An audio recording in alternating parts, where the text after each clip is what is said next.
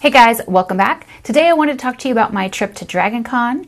So to talk to you about Dragon Con, I kind of have to go back to the week of August 21st. That week I flew out on the 22nd to LA so that I could go to the Urban Decay Dog Day event, which was on that Wednesday, and then I came back on that Thursday. So basically once I got back, I had to start prepping for Dragon Con and everything, and what I mean by that is I had to prepare all of my stuff for work so that my clients were handled so that I could be gone for several days. Basically lots of stuff for my day job, and then in addition to that, I also had to make sure that I had blog posts for my blog so that, you know, there would be stuff up, there would be content up, and I also did some videos for YouTube. I think I did like 3, maybe 4 videos that week, which was, you know, big for me. We left early on the morning of Wednesday, August 30th to drive up to Dragon Con. It's like a 6-7 hour drive depending on traffic. And we got to our hotel and got checked in. We stay at the Marriot Marquis in downtown Atlanta, which is like the primary big host hotel for Dragon Con. Basically every year I've gone to Dragon Con except for 2, I've stayed at the Marriott. 1 year I stayed at the Hyatt, and 1 year I stayed with a friend of mine who lived in Marietta. Usually the Marriott is one of my favorite hotels. If you follow me on Instagram and watched my Instagram stories, you saw all kinds of like little snippets from the week that the almost week that I spent in Atlanta for Dragon Con. So in case you don't know what Dragon Con is, it's one of the biggest sci-fi and fantasy conventions that happens on the East Coast. It's been going on for I don't even know how many years.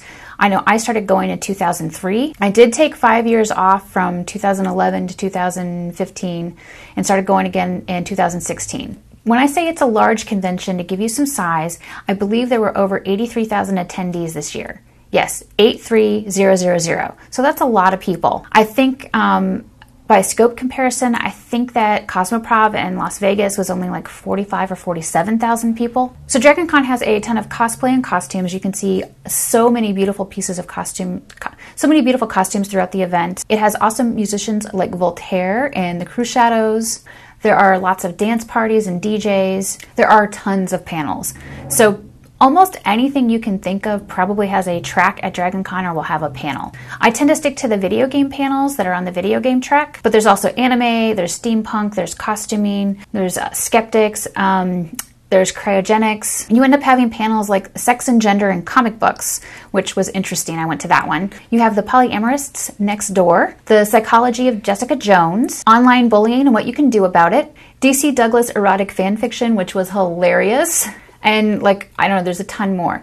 If you have too many panels that are at the same time, you can buy the Dragon Con streaming membership, which is like $10, and that will give you access to, I think, all of the panels and previous year's content for like 3 months. So you can even watch panels that you didn't get to see initially, which is pretty cool. So one of the big tricks with a big convention like Dragon Con is figuring out where to stay. If you want to stay in one of the busy host hotels, which is what I do, you either want to be very low or very high. And so when I worked for a game company, we would stay on the 42nd floor, which is very high up, which had a separate bank of elevators that was really never busy, which was great. However, now that I don't work for the game company, I don't stay up on the 42nd floor. I try to stay in the first, second, or third floor. And the reason why is because then I can skip using the elevators and I can take the stairs up and down. Not only is that a great workout, my butt thanks me for it, but it also keeps me from waiting, 20 to 30 minutes for an elevator, which is what happens when you're in those middle floors. This year, some of my best friends got stuck on the 16th floor, which meant a lot of waiting for them to go up and down the elevator. One of my friends was in a wheelchair, and while you're supposed to give priority to people in a wheelchair for the elevators, people don't do that. So I know a couple of times they got really frustrated, and the hotel staff saw them and took pity on them for being stuck waiting and having nobody let them on, so they took them through the staff elevators. So normally I love staying at the Marriott, and this year when we checked in, I noticed that our room really hadn't been cleaned. When I was looking at the bed, turned down the sheets, there were like hairs from people's head in our sheets, and the floor had some like pizza crust droppings, like somebody had pizza and then not cleaned it, had it vacuumed up, and there was no soap in my bathroom. So when we checked in and I noticed all of these things, I immediately called the front desk and said, hey, I really need somebody to come up and change the sheets. Here's why, because I see this hair from other people and it's gross. And it took them 6 hours. I had to call 2 more times to get somebody up to fix the bed. And nobody came up to vacuum. I just cleaned up the floor myself, and I don't even know what time they finally brought up hand soap. So I was using like my body wash that I brought with me as hand soap.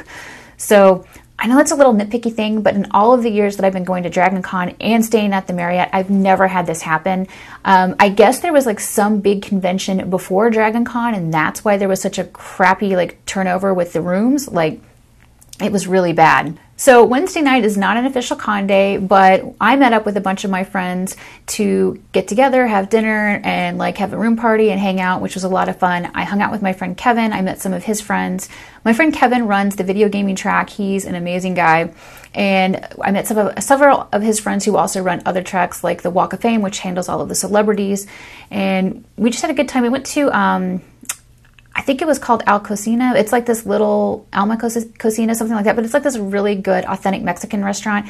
And I actually got Mexican food that didn't make me sick. It was amazing, especially the fried plantains. So good. So after dinner, like I mentioned, we went to a room party, hung out with people, had a really good time, and then went and crashed in our room. Thursday morning, Ray and I went to go pick up our badges from the Sheraton. This is probably the only time we went to the Sheraton this year. Actually, no, I lied. We went with our friends to go pick up their badges later at the Sheraton, but we went Thursday morning pretty early and there was no line. It was basically like you walk up to the hotel, you follow, I think, the green line through all the way to get your badge and you're done. Super quick, super easy. It's the best time to come get your badge if you can do it. So most of Thursday was spent hanging out with friends and walking around, just seeing the sights and waiting for things to get started. Thursday night was the 8-Bit Bash. Now the 8-Bit Bash is this dance party that's put on by the video gaming track. My friend Kevin runs it. It's always a great time. He always has a fun DJ. I think this was only the first or second year that it was held on a Thursday, and it had an impressive number of people. I think there was like 4,100 people who showed up to the 8-Bit Bash on Thursday night, so it was really impressive, especially considering it's not an official con night yet. Friday is the first official day of Dragon Con, and Friday is usually pretty busy. Friday was the day that me and my friends did our Ever After High cosplay group, so I was Raven again, and we had a lot of fun walking around, seeing so many amazing costumes. There were some people that were dressed like the Game of Thrones Nightwalkers, like had the headpieces on and everything, and they were wearing like tracksuits, so they were pretending to be like the cast as they were off. Really cool. There's a lot of really good cosplays for like Dragon Ball Z. I saw a million Deadpools, so many Rick and Mortys, and a lot of gender bending costumes. So like there was a lady dressed up like, like the Beauty and the Beast. She was dressed up like the Beast, but she was a woman, so it was like a gender bending thing.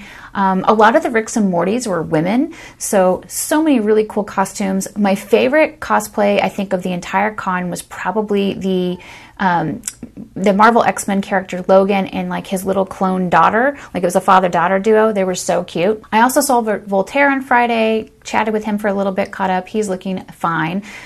So that was good. I think, again, we just went to some room party Friday night, hung out with people. Saturday, the con is pretty much in full swing, and I think that was the morning that we woke up to the parade playing the Game of Thrones theme song as they were marching. Like, that's one of the only bad things about staying on the second floor is you do hear a lot of noise. I can sleep through most noise, it doesn't bother me, but when there's a brass, like, horn section playing the Game of Thrones theme song, it's really loud.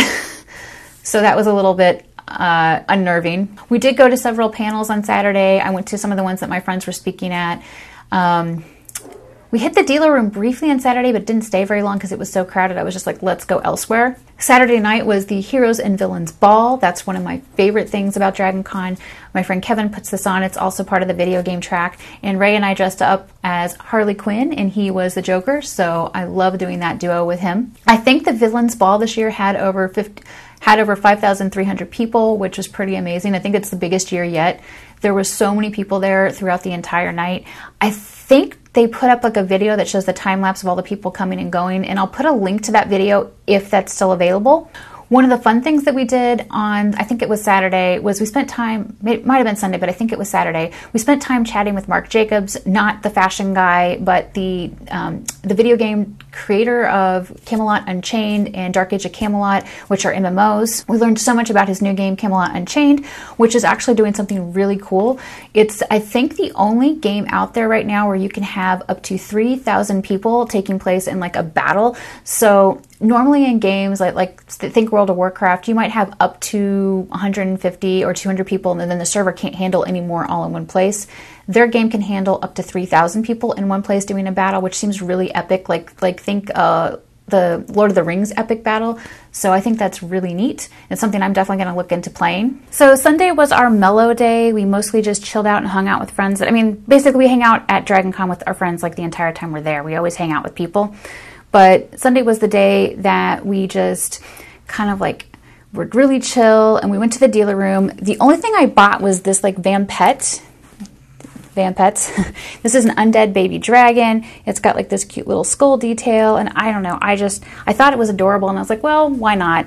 It wasn't even on sale. It was the same price on their website as it was at Dragon Con, so it's not even like it was deal. It's just like, I saw it, it was cute, might as well get it. I mean, at least I saved it not on shipping or whatever. So we got up fairly early to leave Monday morning, even though we had like noon checkout, just because the hotel is insane on Mondays with everybody trying to leave.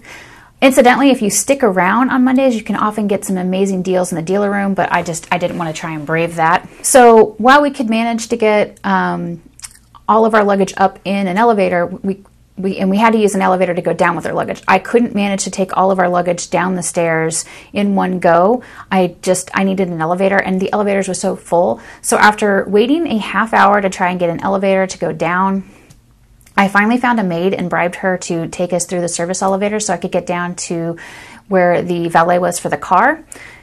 Best idea ever, best $10 I ever spent, just because I was so tired of waiting for an elevator with no room. Incidentally, I did call the front desk to see how long it would take to get a bellhop, and they said it was a 2-hour wait. So yeah, not gonna deal with that. One other way to get around dealing with that is to not leave on Monday, to leave on Tuesday. So some people stay Tuesday to Tuesday, but not everybody wants to do that. I do think next year we may end up going there on Tuesday and coming back home on Monday, or maybe going there on Wednesday again and then leaving on Tuesday, just something like that. So anyway, that was my trip at Dragon Con. It's basically where I go, hang out with a bunch of friends. I always feel like I'm safe. I feel like I feel like I'm among my people. I had a great time. I didn't have to take any Xanax. I did actually do a lot of work with pushing my anxiety boundaries. I was really proud of the fact that I had to take no Xanax. The only thing that was triggering for me was claustrophobia. Like, I felt a little bit of claustrophobia from being in really, really packed elevators. I did fine in the ones that were glass that you could see out, but the ones that didn't have any glass, that were really small, I was just like, oh, I had to keep telling myself to breathe through it, and that we would get through it fine, because I guess like I'm terrified of being stuck in an elevator where I can't breathe for whatever reason. So that was fun. I always really enjoyed going, spending time with my friends, seeing all the cool costumes, and just, I don't know, having like a nice break. So if it's something that you're interested in, you should definitely check out doing it for next year, because I think it's an amazing time. So the last thing I'm going to do for this video is show you a bunch of the rest of the costumes that I saw, ones that I took pictures of. So I hope you enjoy. Thanks so much for watching.